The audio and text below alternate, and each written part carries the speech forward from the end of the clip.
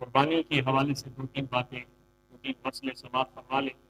سب سے یہ بات، پہلے یہ بات سمجھے کہ قربانی کس شخص پہ واجب ہے، کون قربانی کرے گا؟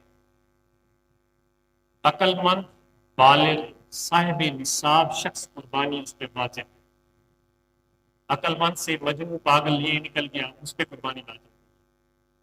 عقل مند مسلمان صاحب نصاب جس کے پاس آج تقریباً آج کے دن میں 1,44,000 کم و بیش، یا 50 کر لیں، 1.5 لاکھ کا کوئی بندہ اپنی اصلی ضرورت کے علاوہ مالک ہے کسی بھی مادہ میں، اس پہ قربانی ہے۔ عورت ہے تو عورت بھی، مرد ہے تو مرد۔ ہمارے ہاں صرف یہ ہے کہ مرد پہ قربانی لازم ہے، عورت پہ نہیں۔ پھر عورت کی ملکیت میں اس کی اس تمام ضروریات کو پورا کر کے اس کی ملکیت میں آج کے دن تقریباً 1.5 لاکھ اس کے پاس کسی مد میں موجود ہے، سونے کی، چاندی کی، بیلنس کی، پلاٹ کی، گاڑی کی، کسی مد میں بھی اس کے پاس موجود ہے، اس پہ قربانی واجب ہے علیحدہ سے۔ وہ شوہر کی اجازت اس پہ ضروری نہیں ہے کہ یہ شوہر مجھے کہے گا یہ کر رہے تو میری طرف سے ہوگی، نہیں، اس کی علیحدہ سے قربانی اس پہ ہوگی، جیسے مرد پہ ایسے ہوگا۔ اور گھر کا جو واحد کفیل ہوتا ہے، سربراہ، اگر اس کے بچے بڑے ہیں، چھوٹوں کی طرف سے قربانی ہے نہیں، اگر اس کے بچے بڑے ہیں لیکن وہ تمام جو مال کماتے ہیں وہ اپنے والد کو آ کے دیتے ہیں، یہ مسئلہ سمجھیں، وہ والد کو دیتے اور والد ہی ان کے وعدے گھاٹے تمام نفع نقصان کا مختار ہے، تو صرف والد قربانی کرے گا تو بچوں کی طرف سے ادا ہوگا۔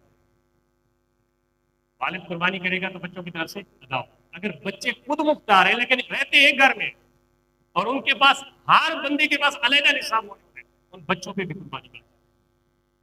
اب اس مسئلے کو سمجھیں، یہ مسئلہ ہو گیا۔ اگلا مسئلہ سمجھیں، بعض بندے یہ کرتے ہیں کہ ایک سال قربانی ایک نام کی کر دی گھر میں، دوسرے سال دوسرے کے نام کی کر دی، تیسرے سال تیسرے کے نام کی کر دی۔ جو بندہ زندہ ہے، سربراہ ہے، اس پہ تو ہر صورت قربانی لازم ہے، اس نے کرنی ہی کرنی ہے۔ اب وہ کسی اور کی طرف سے کرنا چاہتا ہے تو وہ اضافی قربانی کرے گا، اپنی اس نے کرنی کرنی ہے۔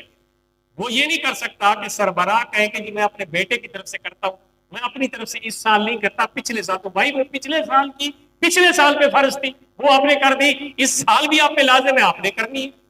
اپنے بیٹے کی طرف سے کرنا چاہتا ہے تو دوسری قربانی کے انتظام۔ اسی طرح فوت شدگان کی طرف سے کوئی قربانی کرنا چاہتا ہے تو گھر کا سربراہ تو کرے گا ہی کرے گا، اضافی قربانی سال ثواب کے لیے کرے گا۔ اس کی دلیل حدیث میں موجود ہے، جیسے حضرت علی المرتضیٰ کی حدیث میں نے آپ کو پہلے بھی پڑھ کے سنائی تھی۔ آپ فرماتے ہیں کہ آپ ہمیشہ 2 قربانیاں کرتے تھے۔ کسی نے پوچھا بھی ایک تو اپنی طرف سے کرتے ہیں، تو آپ نے فرمایا دوسری میں رسول اللہ صلی اللہ علیہ وسلم کی طرف سے کرتا ہوں۔ آپ نے مجھے وصیت فرمائی تھی، لہٰذا میں مرتے دم تک اس عمل کو نہیں چھوڑوں گا، جتنا تک میری زندگی ہے میں حضور کی طرف سے قربانی کرتا رہوں۔ اس لیے کسی فوت شدہ کی طرف سے کوئی رشتہ دار ہے، دوست ہے، عالم ہے، پیر ہے، اس کے نام کی، اور سب سے بہتر طریقہ یہ ہے کہ اگر آپ کے پاس وصیت ہے تو رسول اللہ کے نام کی قربانی کریں۔ آپ پہ طاقت ہے تو آپ